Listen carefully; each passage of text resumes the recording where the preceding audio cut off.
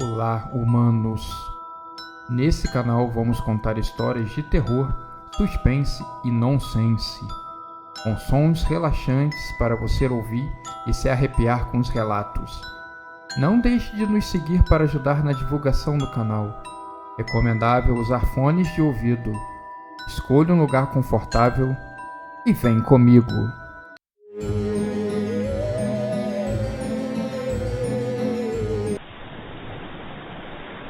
Mesmo sendo verão no hemisfério sul, aquela noite de véspera de Natal estava muito fria e escura. O céu tomado de nuvens. A previsão do tempo dizia que poderia nevar em algumas serras do país, o que seria algo inédito nessa época do ano.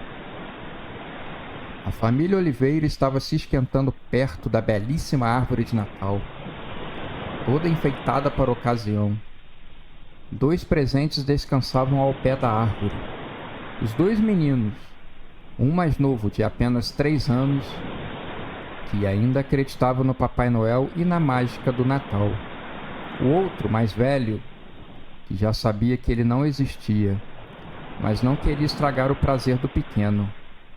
A sua hora de saber a verdade não tardaria a chegar. A casa era a mais iluminada do bairro. Dava inveja aos vizinhos. Tudo parecia perfeito, até que a família ouviu barulhos estranhos vindos do telhado. A criança, mais nova, começou a se agitar, batendo com seu martelinho do Thor no chão e gritando: "É o Papai Noel! É o Papai Noel! É o Papai Noel!" A criança mais velha teve que tapar a boca com a mão, para evitar de deixar escapar que era tudo uma mentira, uma fraude. Que o bom velhinho não passava de um conto infantil, assim como gnomos, fada do dente e etc. O pai, curioso, trocava olhares com sua esposa, sem entender o que estava acontecendo, até que ele sussurrou em seus ouvidos: "Um truque seu para animar o nosso pequeno?" Mas aí ele olhou para o seu rosto, que também estava sem entender nada. Percebeu naquele momento que realmente tinha algo estranho vindo do telhado. Abriu a janela para ver se estava chovendo ou se tinha algum garoto da vizinhança atacando pedras. Não viu nada. A bem da verdade é que ele estava com medo de subir aquela hora da noite no telhado. Ainda mais com a chuva fina que tinha caído o dia inteiro. Estaria tudo molhado e escorregadio. Um tombo lá de cima poderia significar problemas, ou até mesmo a morte. Vendo a sua família preocupada, até mesmo a criança pequena que tinha acabado com a sua empolgação, ele tratou de distrair a atenção do telhado. "Deve ser apenas um gato. Vamos à sobremesa?" A sobremesa só seria servida depois da meia-noite, assim que os presentes das crianças fossem abertos. Mas ele resolveu adiantar. Qualquer coisa era melhor do que subir no telhado. O barulho estava aumentando. Parecia ser uma coisa muito mais grave do que inicialmente eles pensavam, mas ele não fazia ideia do que era. Quando chegou com os potes, sua esposa foi dando na boca do pequeno. O barulho, que antes eram de pancadas no telhado, agora um grunhido esquisito era ouvido, desse de arrepiar a espinha. O Oliveira pai não ficou imune a isso. Sua esposa acabou lhe dando a ordem que ele tanto evitava: "Vá logo lá, homem. Suba no telhado e resolva esse problema." Enquanto ia até o quartinho das ferramentas, de cabeça baixa e triste, buscar a escada, mentalmente pensava no seu tempo de criança. Era tão mais fácil. Poderia ficar esperando dentro da casa, aquecido, enquanto seu pai resolvia esses problemas. Bons tempos que não voltam mais. Pegou um casaco e a lanterna e foi com a escada para o lado de fora. Estava um frio de congelar. Sabe-se lá como nesse verão. Esse aquecimento global estava indo longe demais, ele pensou. Colocou o pé no primeiro degrau. Sentiu que a escada estava firme. Depois colocou o segundo pé. O barulho do lado de fora era ainda muito pior. Parecia um grupo de pedreiros fazendo um trabalho mal feito. Sentiu algo olhando. Um sentimento ruim. Seu corpo começou a esquentar de nervosismo. Se estivesse suando, era o momento perfeito que rolaria uma gota de suor. O olhar parecia intenso. Estava com medo de olhar para o alto. Olhou.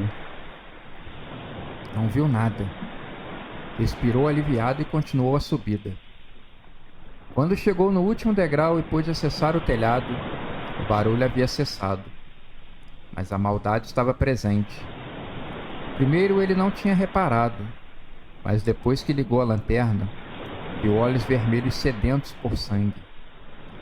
O estava encarando. Para sua surpresa, era um enorme bode preto. Ele iluminou o seu rosto. Sua língua parecia diferente e estava fazendo movimentos lascivos. Ele iluminou ao lado do bode e viu um saco caído, esparramando seu conteúdo nada agradável. Ele achou que tinha visto órgãos, sangue e ossos. O bode olhou firme nos seus olhos. Oliveira não conseguiu sair do lugar. Imaginou que fosse encontrar um par de gatos copulando, mas encontrou um animal que deveria estar possuído pelo capiroto. Ele só teve tempo de começar a rezar o Pai Nosso, antes que uma poderosa chifrada o jogasse para fora do telhado, o fazendo aterrissar no gramado da casa, fazendo um estrondo que assustou a sua família, que logo veio correndo para ver o que tinha acontecido. Dias mais tarde, ele acordou no hospital, ainda bastante desorientado. Sua esposa o estava acompanhando e contou tudo o que tinha acontecido naquele dia. Ele tinha acordado com muito calor. Achou que tinha alguma coisa entupindo o cano do ar-condicionado e foi procurar o problema. Sabia que naquele dia nenhum técnico estava trabalhando. Precisava fazer o serviço todo sozinho. Em um determinado momento, tinha desequilibrado da escada e caído no chão. Não havia sido um bom Natal. Ainda mais depois de descobrir que o seu vizinho tinha comprado um bode. Desses pequenos bodes que hoje em dia as pessoas estão adotando como animais de estimação. Que mundo louco esse em que vivemos. Oliveira, apavorado com os olhos vibrantes e vermelhos, os chifres afiados e os cascos rasgando o chão, achou que sentiu um cheirinho terrível de enxofre saindo debaixo da sua cama.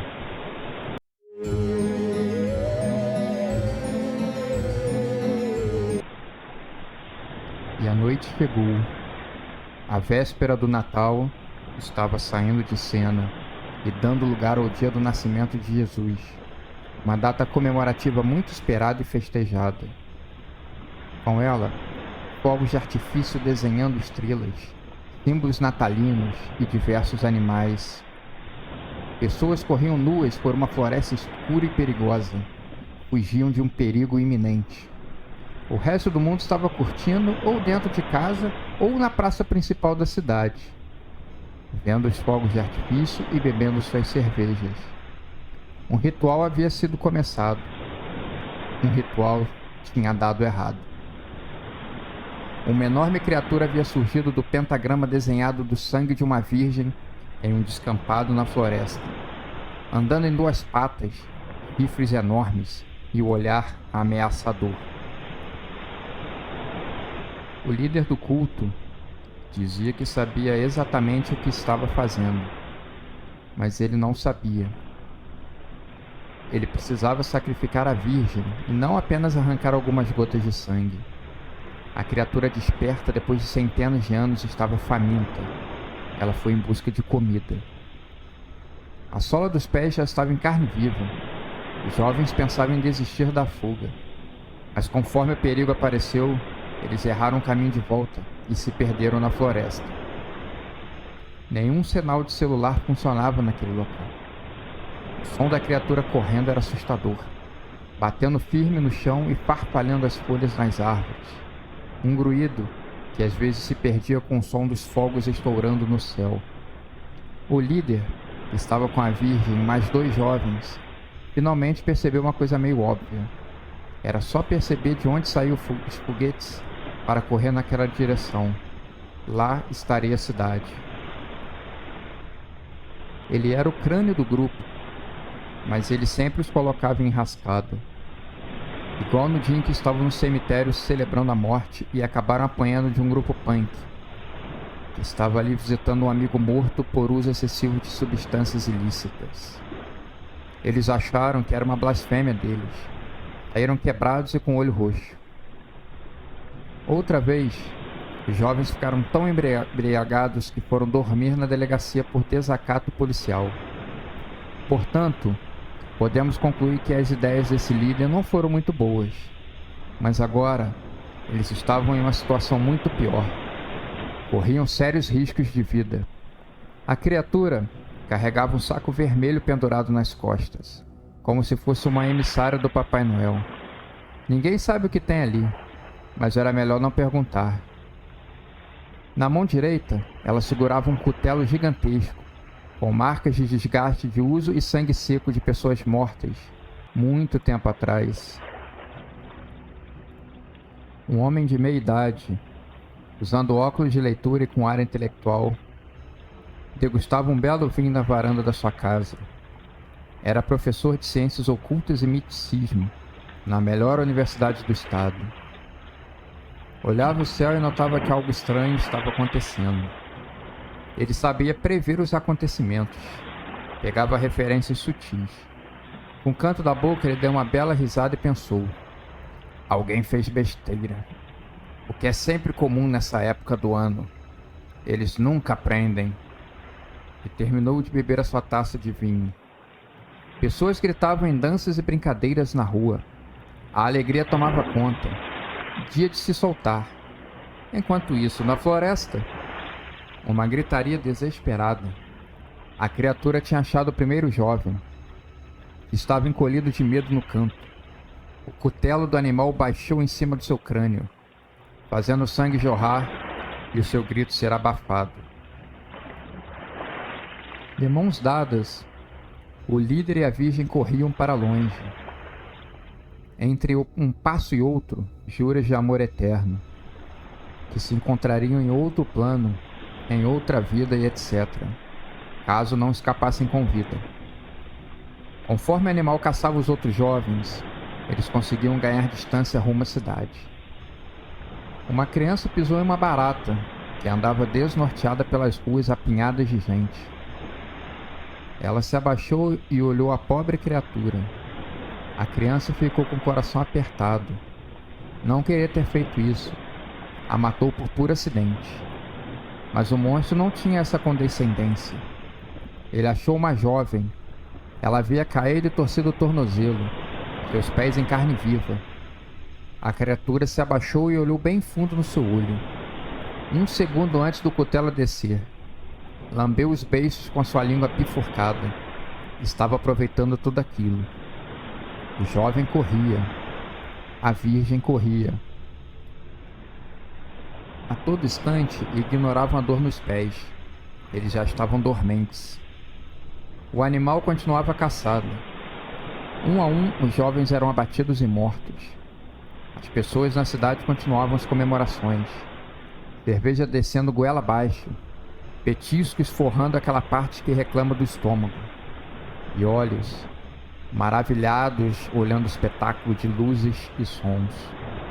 O professor agora lia um livro obscuro, esperando que toda a confusão chegasse ao fim. E a matança na floresta continuava. Um a um, eles foram caindo. Um a um, o cutelo desceu cortando seus corpos. Um a um, e a fome do animal perseguidor foi diminuindo. O seu interesse diminuindo. Mas ele ainda tinha um último objetivo. Esse objetivo estava correndo um pouco à frente. Dois, na verdade. Ele sentiu o cheiro. Ia atrás dele. Estava cada vez mais perto agora. A virgem despencou no chão. Estavam em um campo aberto. O animal havia surgido. O jovem líder, o que havia começado o ritual, estava caído ao lado dela, como se a protegendo de alguma coisa que certamente ele não conseguiria proteger. O animal fez um sinal com um cutelo para ele se afastar. Assim que o jovem obedeceu, o animal jogou sua arma no chão e falou: "Pegue a arma e termine o ritual. Eu preciso voltar para o meu descanso." Antes de ter começado a confusão toda, o jovem sabia que precisaria eliminar a virgem para que o ritual tivesse dado certo. Mas ele não ia fazer isso. Não era um assassino. Mas a questão agora é que era uma situação de vida ou morte. Ele pegou a arma no chão. A virgem, olhando seu olhar de medo e determinação, começou a se arrastar para longe e implorar pela vida. Em vão. O cutelo desceu com toda a força. Com o desaparecimento dos jovens, a polícia tinha sido chamada e começaram uma enorme busca pela floresta, recolhendo o que havia sobrado dos corpos. Depois da identificação, ficou faltando achar o corpo de um. Como nada tinha sido encontrado, ele passou a ser o principal suspeito dos crimes cometidos. Uma caçada por todo o país aconteceu, mas nenhum sinal dele. Desapareceu entre as luzes de Natal ou pegou carona no carrinho natalino do bom velhinho.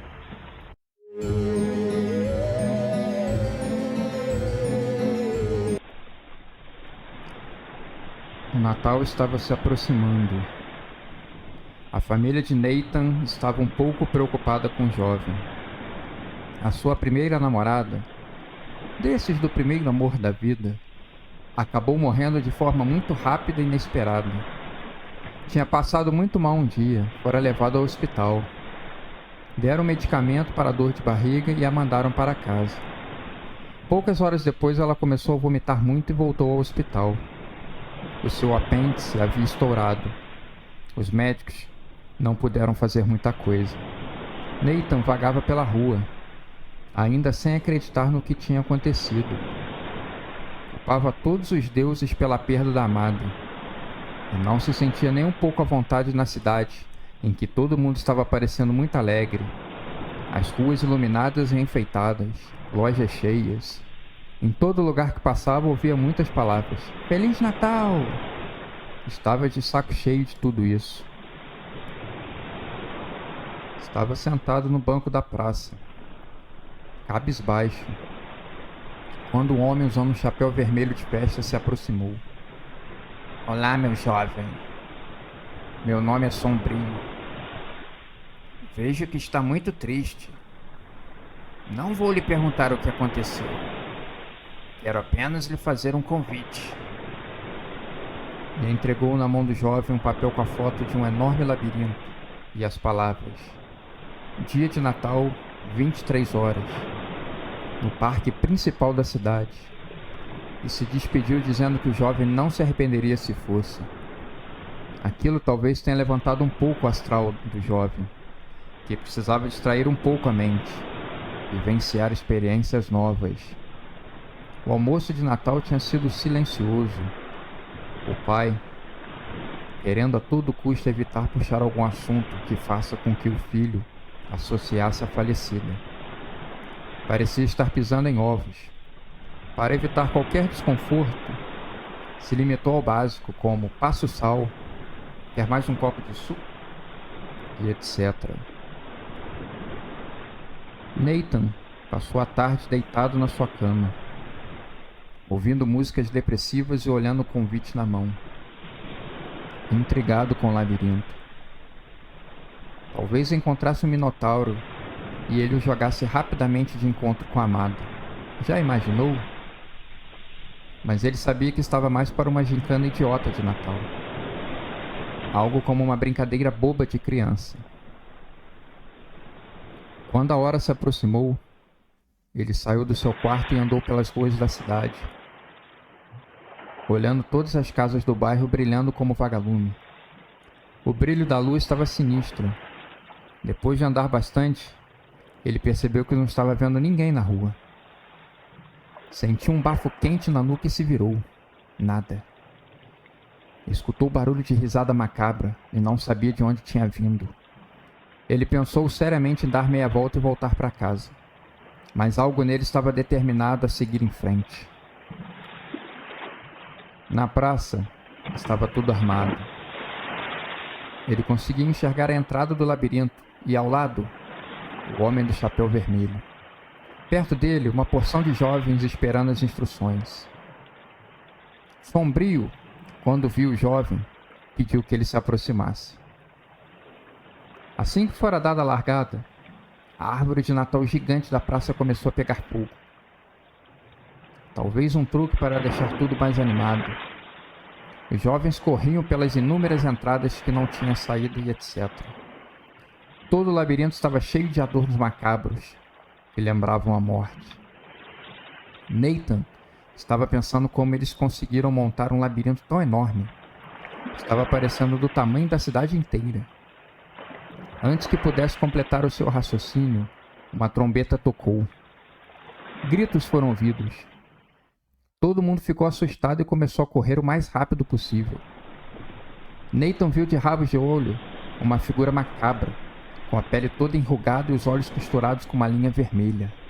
Simplesmente aterrorizante. Ele se lembrou de quando tinha ido no trem fantasma. Várias pessoas fantasiadas querendo assustar as crianças, o que sempre dava certo. Cada vez que ele virava uma curva, acabava avistando alguma outra criatura. Elas não estavam parecendo amigáveis. Ele sentia que tinha algo de estranho ali. Os gritos antes de medo dos jovens agora pareciam gritos de dor e lamento. Estava ficando com muita dor de cabeça. Pensamentos horríveis permeavam a mente de Nathan. E ele agora se perguntava se não tinha sido um erro ter ido até ali. Pensou com muita dor no coração da amada, quando surgiu uma criatura imensa nas suas costas. Lhe deu um empurrão, e o jovem então correu. Pela sua vida, por medo, ou pelas duas coisas. O impacto o impulsionou a ir além. No meio do labirinto, ele viu um mural com dezenas de fotos macabras de soldados mortos na guerra. Um verdadeiro horror. Soldados que tinham servido a pátria e morreram para sustentar uma corja que não trabalha. Fez o sinal da cruz e seguiu em frente. Ele ouvia gritos de todas as direções. Estava confuso para onde ele deveria seguir. Ele não tinha nenhuma indicação, até que percebeu no alto de cada parede uma mão de esqueleto apontando uma direção. Ele resolveu seguir. Conforme se aproximava da saída, já sentia uma brisa de ar fresco entrando por algum lugar. A dor no seu peito aumentava. A saudade era uma coisa terrível. Ele bem sabia. Chegou ao final. Só tinha um sombrio com um chapéu na mão esperando. Parabéns por ter sobrevivido. Sombrio mostrou para ele uma pequena árvore de Natal com enfeites em forma de coração, com alguns bilhetes e juras de amor. E lhe entregou um isqueiro. Agora, pode queimar. Então Nathan fez isso. Estava feliz fazendo aquilo. Parecia enterrar algo que não queria o deixar. Mas ele precisava. A vida seguiu. Não pode parar. Se afastou da praça e deu uma última olhada para trás. Tudo começava a sumir como em um passe de mágica. Menos o sombrio e o minotauro. A criatura que deu o tapa nas suas costas, lá no labirinto. Ambos foram embora conversando para o mundo de onde tinham vindo. E o jovem seguiu para casa. O Natal estava acabando, mas a sua magia ainda continuava de pé.